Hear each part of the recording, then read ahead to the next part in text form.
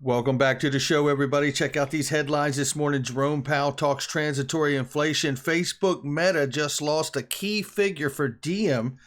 More inconsistencies from the SEC, so shocker, we'll explain. Today there will be a 9 a.m. fireside chat with the SEC, Jay Clayton, former chairman, and Gary Gensler, and maybe even a surprise guest, says Charles Gasparino. Crypto.com making acquisitions, we'll get into it. Judy Shelton talks sound currency and private sector. You're going to want that. NY Dig brings crypto to hundreds of banks, or even thousands of banks, they say, in the coming year. This is getting pretty good, ladies and gentlemen. And R3 at the heart of the world's largest permission DLT ecosystem. And guess who else? Ripple XRP. Somebody roll that beautiful intro. This is Digital Perspectives with Brad Kimes.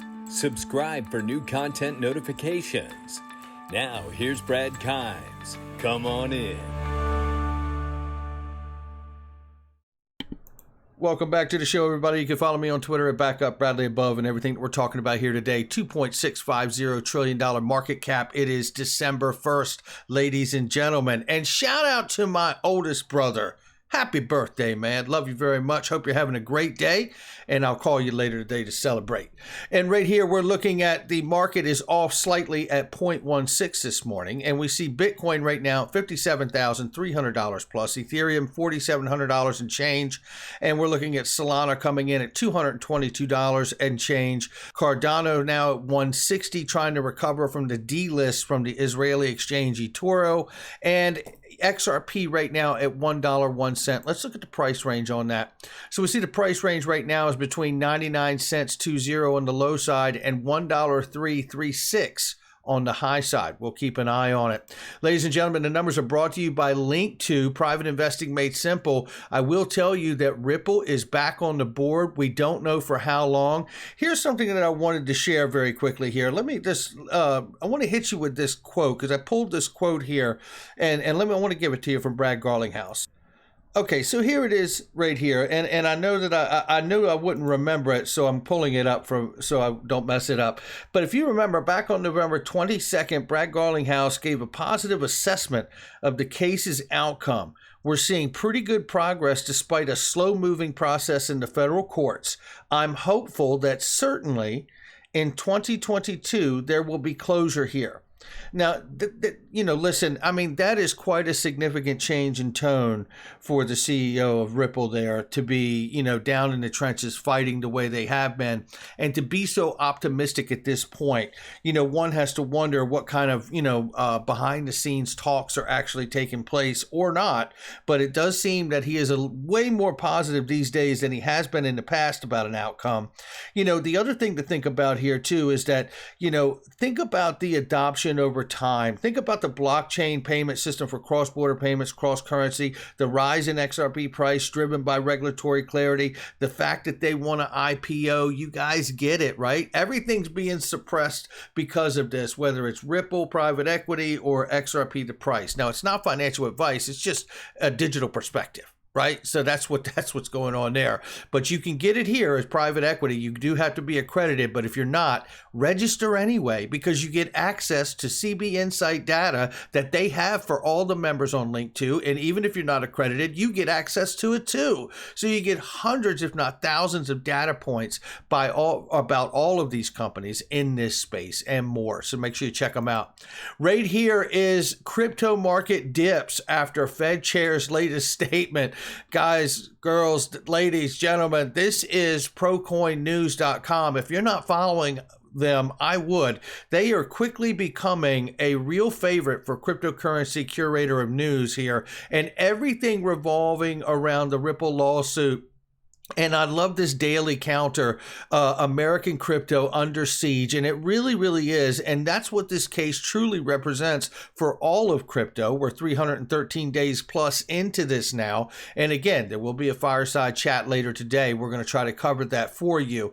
But right here, this is Jerome Powell trying to tell everyone that transitory inflation, which means temporary inflation, that term it's time to retire the word transitory regarding inflation, Powell said during the hearing in the Senate Banking Committee.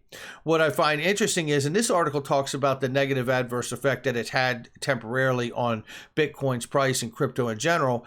But I have to say, are we getting rid of transitory because it's getting ready to be more permanent? Because, there's been a lot of money printing here, and we've yet to see the real pay-to-piper moment in this space. Let's take a look here. American Banker tells us that David Marcus, who has been the head of Diem, which was Libra before it was Diem, which is really Facebook, now Meta, their project to launch stable coins for their Facebook platform, now Meta platform, working on Diem and the Novi digital wallet, is leaving. He says, I remain as passionate as ever about the need for change in our payments and financial system, but my entrepreneurial DNA has been nudging me for too many mornings in a row to continue to ignore it.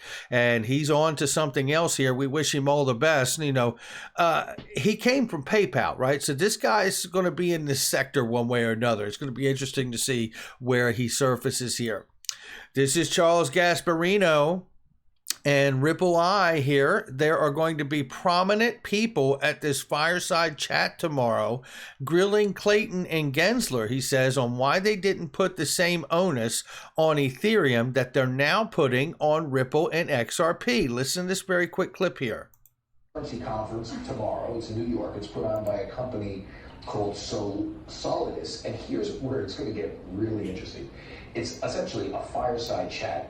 Two of the people next to the fire will be Jay Clayton, the former SEC chief, and Gary Gensler, the current SEC chief, who are neck deep in crypto regulation, particularly against XRP and Ripple. XRP is the cryptocurrency started by people associated with Ripple. Ripple is being sued by the SEC. Clayton sued him his last day in office for selling for people associated with the company, including its CEO, Brad Garlinghouse, selling XRP, and it should, as they believe it was a security.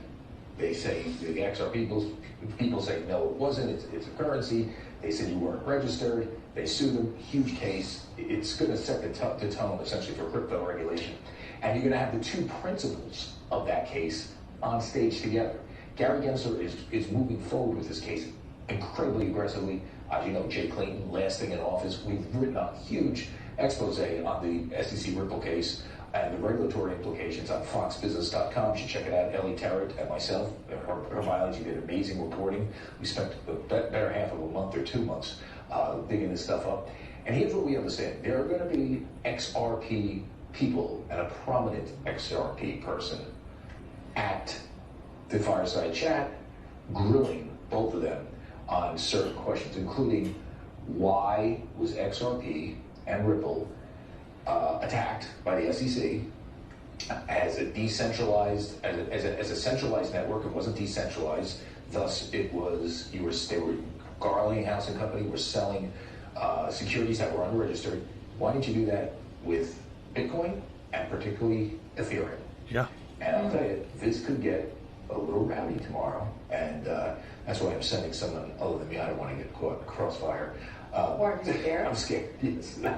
I don't think he's scared.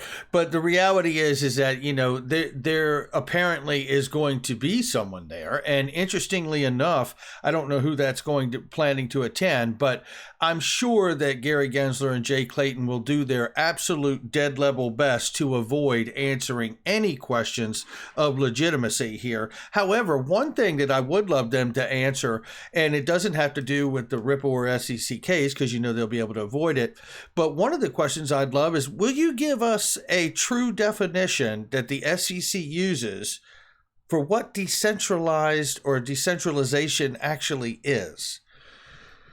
I think that's a great place to start. And there shouldn't be any reason why we shouldn't be able to get an answer out of that. We'll see what comes of it. We will follow that when it happens at 9 a.m. this morning. Also, more inconsistencies very quickly here from Stefan Huber, who's another really great influencer out here that finds incredible information and shares with everybody. Stefan, we're grateful for you. Folks, this is huge. This is the first Bitcoin transaction from January 2009, January 3rd, and is directly linked to Coinbase. Coinbase newly generated coins.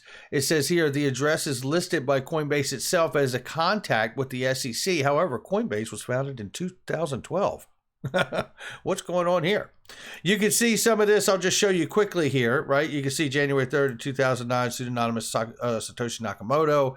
You can see here, this was actually filed on February 25th, 2021, but showing the Satoshi Nakamoto address there, and coming here and showing this, you can see the newly generated coins and the date of it in 2009, which is interesting.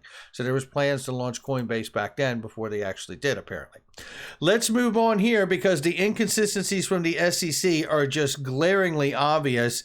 And if there is an ability for them to answer any questions today from anybody in the audience who wants to put it forth, let's hope that we can start to get some actual clarity beyond anybody, beyond Gary Gensler's version of it, because Gary Gensler's version of clarity is not anyone else's version at this point. Looking right here, Crypto.com has agreed to buy 2 exchanges offering a gateway to futures derivatives trading in the USA. Look, I want to point out this. First of all, congratulations to Crypto.com. You're seeing their name everywhere in sports arenas and things and places like that. But what I wanted to show here is a very natural progression to an emerging marketplace. Acquisitions, mergers, and things of that nature, partnerships, and that's what you're seeing here. More acquisitions happening by Crypto.com because they plan on playing long ball. They want to be here for the long run, right? So they're not looking to get bought out. They're doing the buying out, and they're expanding. And I think you're going to see even more and more and more evidence of this. And this is going to be quite a surprise here. This is Judy Shelton, the gold bug economist who has been cited at times and nominated for Federal Reserve chair positions here. However, not getting it, but nevertheless, Judy is a hell of a voice in this space and in the economy. And she talks about the idea, as well as Alan Greenspan, as she cited here, to let the private sector really run. Don't be afraid of the innovation. The idea is reflected in a recent study from Bank of International Settlements, in which the virtues of central bank digital currencies are noted while recognizing the risk from a lack of private alternatives. Well, obviously, in my eyes, I know this points to many others here, where Ripple can play a role with XRP as a bridge currency. We'll talk about that in a second here. The ultimate benefits of adopting a new payment technology, and what have I always said? The nomenclature, calling these things cryptocurrencies, is one of the worst things that ever could have happened. These are new payment protocols. That's the best way to see these things. And listen to what they say here. Adopting a new payment technology will depend on competitive structure of the underlying payment system and data governance arrangements. In other words, data governance arrangements could point to Ethereum fees, gas fees, and the way that network is handled, versus the underlying payment infrastructure of, let's say, the XRP ledger, and the fact that the fees are extremely low because you don't have the same setup as you do on a network like Ethereum. The same technology that can encourage the virtuous circle of greater access, lower costs, and better services might equally induce a vicious circle of data silos, market power, and anti-competitive practices. CBDCs and open platforms are the most conducive to a virtuous circle.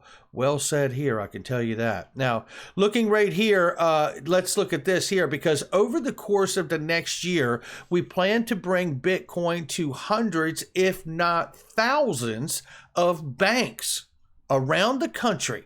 And the first banks are coming online right now. The current demand is unlike anything he's ever seen before in this space.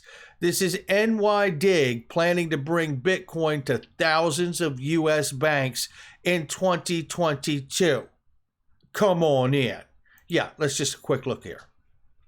This is the kind of stuff I want to see. This is the kind of stuff I want to see. This is how early we are. You always remember the article by NYDIG or about NYDIG bringing crypto to thousands of U.S. banks. Now, you tell me when you want to get into a market. Yeah, we've all suffered. We want to see the market explode, but this is a moment here that tells me I'm going to keep accumulating. Again, not financial advice, just my digital perspective. Looking right here, NYDIG began in 2016, spun off in separate entity in 2017. We come down here, he says, but I did think a lot of the things that we've been seeing in terms of banks getting involved in Bitcoin, Main Street retail companies getting involved in Bitcoin, I didn't think a lot of these things would happen for quite some time. And I'm pleasantly surprised by how much has happened to me here at the end of 2021, he added. Although the banks there have partnered with NYDIG already provide Bitcoin to clients, the firm will continue to roll out the market in a major way by next year. I think I would just like to see more of the same next year. Like, I think a lot of the seeds that have been planted this year are already starting to bear fruit. That's what's coming here, ladies and gentlemen. Thousands of banks providing crypto. How about that for competition and opening up the doors to the masses? Yeah. Now let's talk about behind the scenes, that wholesale back end for all of that stuff. It's R3, baby. This article by Block Data Tech explains how the need for trusted digital solutions around data privacy, digital asset lifecycle management has led R3's Corda being at the heart of the world's largest permission DLT ecosystem. Let's take a look at this very quickly here. The article says what it says. I want to show you the diagram because, I'm a visual learner too. But when you think about all the things that are involved here, as well as R3, right, you're going to see the Hyperledger Fabric and all these major brand name companies, Microsoft, Alphabet, Novartis, right, Toyota, Honeywell, Oracle, Samsung, Walmart, Amazon, Visa, you name it, Coca-Cola, Nestle, Merck. It's SAP everywhere. You see it. They're everywhere. Ethereum, and it's Coca-Cola, Amazon. You see them all here. JP Morgan on Quorum, right? Corda, Citi, which is a Ripple partner, Accenture, you see all of this stuff, RBC, Bank of America, Ripple partner. But what I want to show you is, and it goes on, obviously, the different groupings or top 10 technologies used by the top 100 institutions, right, is the best way to say it here. But what I want to show you is that, one, here is the article itself. That really clears it up for all of us. How about Hyperledger Consortium that they point out here? Ripple becomes one of the latest partners since the first pool of partner organization was announced in 2016. Hyperledger has added more than 200 different partners to its consortium. It says here the addition of Ripple to its ranks also include notice of 13 other companies, organizations that would be joining at the same time. One of the companies, CU Ledger, different consortium in itself. It goes on to say here, project which is backed by a group of credit unions related article there you can read. Among others benefits, Ripple is the use of the iLP, Interledger Protocol. Ripple CTO Steph Thomas indicated Ripple's developers will be able to access the iLP in Java for enterprise use. iLP was formerly only operable on JavaScript. However, thanks to the partnership in 2017 between Ripple and Japanese system integration outfit NTT Data, iLP is now operable with Java language as well. Ripple and NTT Data rebranded the new version of the protocol as Hyperledger Quilt, submitting it back to Hyperledger Consortium. Thomas explains the Hyperledger Quilt project connects Hyperledger blockchains with other iLP capable payment systems such as the XRP Ledger, Ethereum, Bitcoin, Lightning, Litecoin, Mojo Loop, and RippleNet.